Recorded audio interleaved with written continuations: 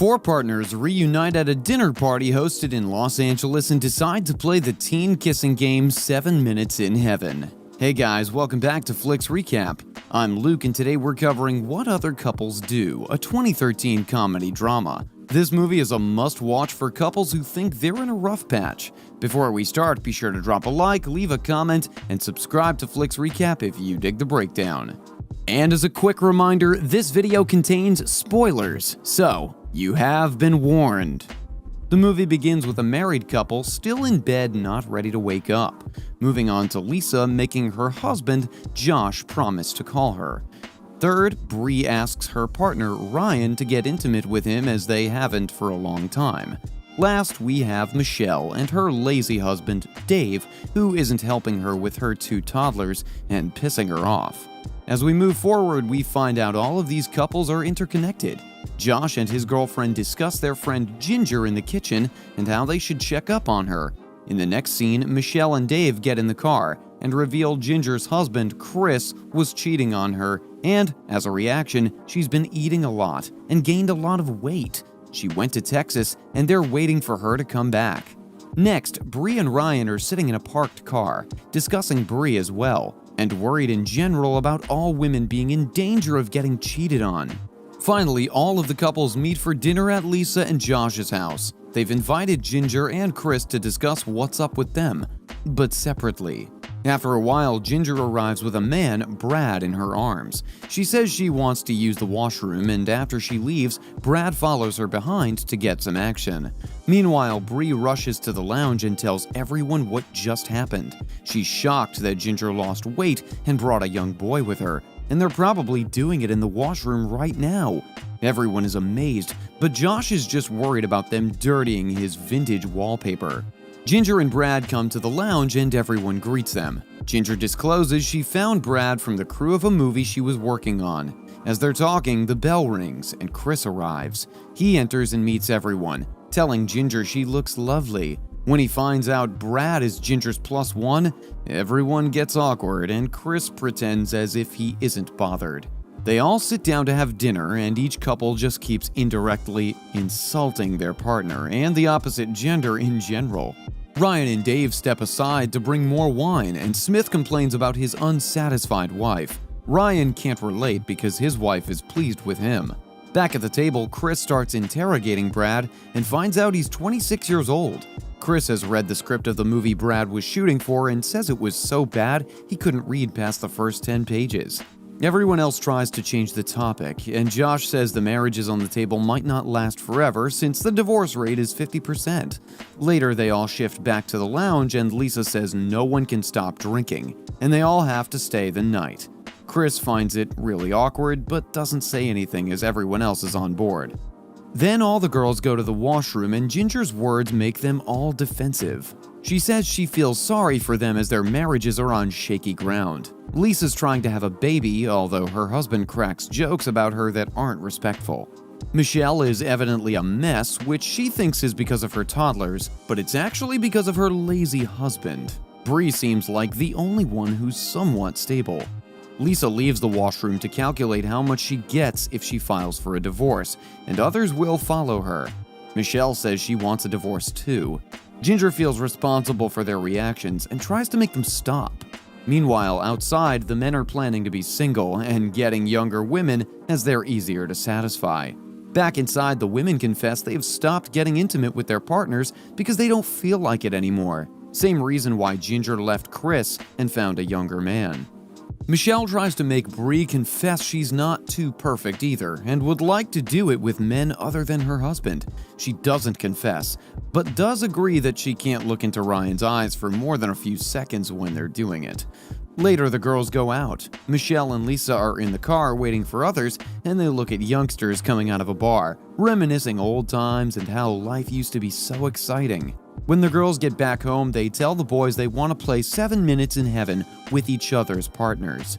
Later, they all gather in the lounge and everyone's on board except Bree and Ryan. Then, Dave asks Michelle to meet her outside alone so they can talk. Michelle tells Dave she wants some adventure. She's tired of the same routine daily, with a husband who pays no attention to her. Dave gets angry, but eventually agrees because they'll only be kissing someone else, nothing else in the game. They go back inside and tell everyone they're in. Okay guys, quick pause to remind you to comment, like the video, and subscribe to the channel if you like what you see. On with the recap. Everyone decides to forget this and never mention it again the next day, as it can affect their careers. Josh makes a comment on how it may affect everyone's careers, but not Lisa, as she doesn't have a career. She feels disrespected and reminds him she runs their house, and without her, he can't leave for work. He bashes her a bit more, but eventually apologizes and agrees, although it doesn't seem like it's coming from his heart. Later, as everyone looks for a closet to play the game, Bree and Ryan get into a little argument. It looks like they both want to play, but just won't confess. Their argument gets more heated when Bree says if she could, she would do it with her favorite actor. Ryan feels insecure even from an actor, and says she doesn't want to play because the men who are playing don't attract her. When they both go back to meet others, Bree tells Lisa Ryan thinks she has nice jugs. They all sit down to play, and Bree says one girl will have to do it twice because they're short of one girl, and of course Michelle wants to go twice. The first one to take a chit is Dave, and he gets Lisa. When they go inside the closet, Michelle laughs and says she doesn't care. Inside the closet, Lisa and Dave just talk about the interior, and Lisa finds Dave really funny. They give each other compliments, and Dave jokes about leaving Michelle for her. Finally, when they start making out, 7 minutes end, and they regret wasting time talking instead of just making out. When they both go out, they don't tell what they did because it was part of the rules. The next ones to go are Josh and Ginger. They start off by kissing when Ginger is just not feeling it, and she breaks down sitting down on her knees. Josh sits next to her and asks what's wrong. Ginger's just upset and feeling lost because she obviously doesn't have a future with Brad. He's too young and will eventually want someone younger. Plus, he's too immature. Her divorce with Chris is really affecting her mental health. Before they know it, 7 minutes are over and they go back. The next people to go are Chris and Michelle. Michelle is really excited and jumps in to kiss him. He pushes her back a bit and says he just wants to talk. He wants to know if Ginger will take him back because without her, he feels lost, and getting her back is the sole reason he came here tonight. He says he regrets cheating on her, and if he could take it back, he would. Michelle wants to know what it was like being with another woman, and Chris says it was only good for a couple minutes. Later, it's just regret. Their conversation makes Michelle feel okay about not making out, and her desire to be with someone else other than her husband diminishes. Next, it's Brad's turn, but before picking a card, he wants to have a conversation with Ginger alone outside. He asks her if she enjoyed it with Josh, and he looks very envious. She tells him they only kissed a little, and the other time they just had a conversation because she's upset. He tells her being upset over Chris is useless because he's so old and cheated on her. She tells him she's old too and would like to be with someone who is in the same life stage as her. She doesn't want their child to have step-parents and doesn't feel comfortable proceeding with the divorce. Brad goes back inside and he gets Lisa. When they go inside the closet, he jumps straight onto her and makes out really passionately until they're on the floor with their hair getting all messed up. When they go outside, Brad thanks everyone for dinner and just leaves. Josh gets angry and asks Lisa what they did, and she says nothing.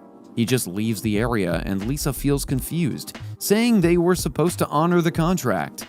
Later, outside, Chris and Ginger have a talk. He tells her he wants to get back and he's serious.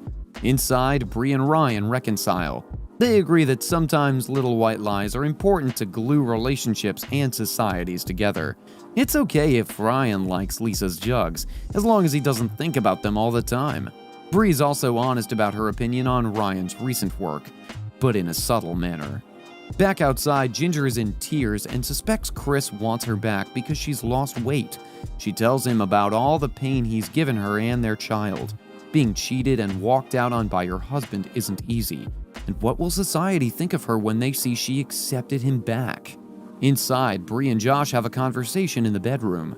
He thinks she liked Brad because she won't tell what they did. She says she doesn't like him, she was just contemplating divorce earlier during the night because he doesn't respect her, with his demeaning remarks all the time. He's baffled and doesn't admit to his mistake. In another room, Dave asks Michelle what she did with Chris and she tells him the truth. Dave wants to know more about Chris wanting to get back with Ginger, but Michelle wants to know what Dave did with Lisa. She realizes he likes her and would have liked to stay longer. She gets really upset and starts feeling insecure about her body. She rushes inside the washroom and locks in tears. Back to Bree and Josh, he's still asking her what she did with Brad, but she says she'll never tell, like he didn't tell her what he did with the girl Jennifer from his work. This pisses him off and he says that was years ago, but to Bree it feels like yesterday. In the other room, Dave is all over Michelle, asking her to let him love her, and she's under him giggling, enjoying all the attention. Outside, finally, Ginger has agreed with Chris and she's ready to be back together. He says he'll make up for what he did for the rest of his life with her. They both lock lips, and then she punches him in the stomach really hard. In Josh and Bree's room, he says they won't mention Brad or Jennifer ever again. Then he gets in bed with her to get intimate, and she wonders why isn't he working like he does every other day, to which he replies he wants to make her forget the kid, Brad. The next morning, they all head back to their houses, and Ginger tells Bree to thank Josh for being kind to him last night. On the way, Michelle starts crying, and Dave asks her what's wrong. He promises her they will go out alone at least once a week and acknowledges all the work she does at home. In the other car, Ryan and Bree contemplate moving to New York, but then just decide to stay here and look forward to their next meetup at Dave and Michelle's house. Do you think all of these couples will last together till the end? If not, which couple? Share your thoughts in the comments below. And of course, be sure to like the video and subscribe to the channel. Until next time.